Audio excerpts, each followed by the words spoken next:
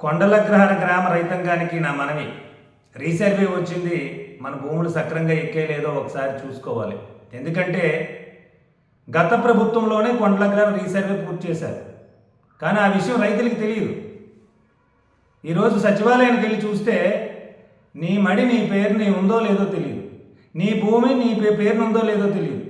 ఈరోజు నీ అన్నదమ్ములు ఇద్దరు పంచుకోవాలి అనుకుంటే పంచుకున్నట్టుగా రికార్డులో ఉండదు. పట్టాదార్ అని కొట్టేశారు. ఎవరి పేరు నమోదు చేయకుండా ఎల్పీ నెంబర్ ఇవ్వడం జరిగింది. దానికోసం మళ్ళీ రెవెన్యూ కార్యాలయ చుట్టూ తిరిగే పరిస్థితి రాకూడదు. అందువల్ల రైతులు మేల్కోవాలి.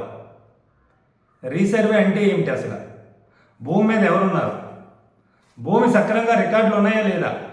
వారికి వారసత్వంగా వచ్చిన భూమి రికార్డులు తీసుకొని వాళ్ళ అన్నదమ్ములు కానీ వాళ్ళ సోదరీమణులు కానీ ఎవరైనా ఉంటే అందరికీ పంపకం చేసుకొని సరిహద్దులు ఏర్పాటు చేసుకొని ఎవరి మడికి వాళ్ళకి, అంటే ఎవరి భూమికి వాళ్ళకి ఒక ఎల్పీ నెంబర్ ఇచ్చి ఒక కొత్త పాస్ పుస్తకాన్ని తీసుకొచ్చేటువంటి గొప్ప భూకమ్మతాలు రికార్డ్ చేసేటువంటి పథకం, దాన్నే రీసర్వే అని అంటారు. ఈరోజు ఎన్డీఏ ప్రభుత్వం అధికారంలోకి వచ్చిన తర్వాత గత ప్రభుత్వం చేసిన తప్పిదాలని మరలా ఒకసారి రెక్టిఫై చేసుకోవడానికి కొండలగ్రహం గ్రామానికి మరొకసారి రీసర్వే చేయడానికి అవకాశం కల్పించారు. మరి మన భూములు మనం సక్రంగా ఉన్నాయా లేదా అని ఇప్పటికే రీసర్వే పూర్తయిందని ఫామ్ 9(2) నోటీసులు ఈవేళ గ్రామంలో సచివాలయంలో ఇస్తున్నారు. ఒక గ్రామ సభ నిర్వహించారు, ఒక దండోర వేయించారు, కానీ అది ప్రజలకు అర్థం కాలేదు. అందుకే ఈ వీడియో ద్వారా ప్రజలకు తెలియజేయింది ఏమనగా, మీ భూములు మీ రికార్డుల్లో సక్రంగా ఉన్నాయా లేదా? ఇప్పుడున్నటువంటి కొత్తగా వచ్చినటువంటి సర్వేలు కానీ రీసర్వే డీటీ కానీ ప్రజలకి దాని మీద అవగాహన కల్పించకపోవడం కారణంగా వారే సర్వే చేసేశారు. నీకు 5 సెంట్లు తగ్గిపోయిందనో, ఇంకొకటికి 10 సెంట్లు పెరిగిపోయిందనో ఇలాంటివి జరుగుతున్నాయి, అపోహలు ఉన్నాయి. మీరు స్వయంగా ఇప్పుడు జరుగుతున్న రీసర్వేని ఉపయోగించుకోవాలి. భౌతికంగా మీ భూమిలోకి తీసుకెళ్ళి మీరు కొలతలు వేయించుకోవాలి. అలాగే ఏ అధికారైనా రానంటే దాని మీద జిల్లా కలెక్టర్కి ఫిర్యాదు చేసే అవకాశం ఉంది. మండలంలో తహసీల్దార్కి ఫిర్యాదు చేస్తే మన భూమి దగ్గరికి వచ్చి ఆ భూమిని సర్వే చేసి మన పేరుని ఎక్కించవలసిన అవసరం ఎంతైనా ఉంది. ఈవేళ మన భూమిని మన పేరుని ఎక్కించుకోకపోతే మరలా మీరు కాళ్ళు అరిగేలాగా తహసీల్దార్ కార్యాలయం చుట్టూ తిరగవలసి వస్తుంది.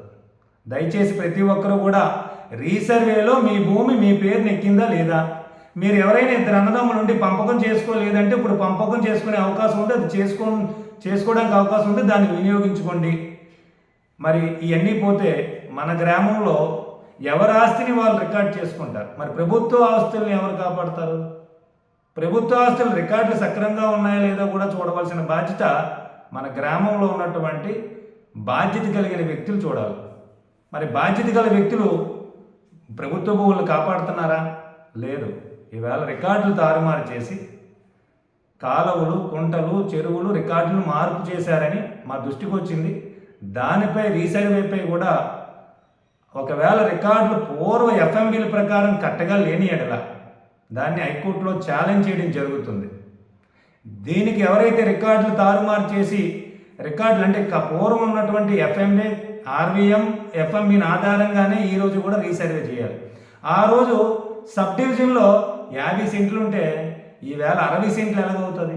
అంటే పక్క సబ్ డివిజన్ యొక్క భూమిని ఈ సబ్ డివిజన్లో కలిపితే మాత్రమే అవుతుంది.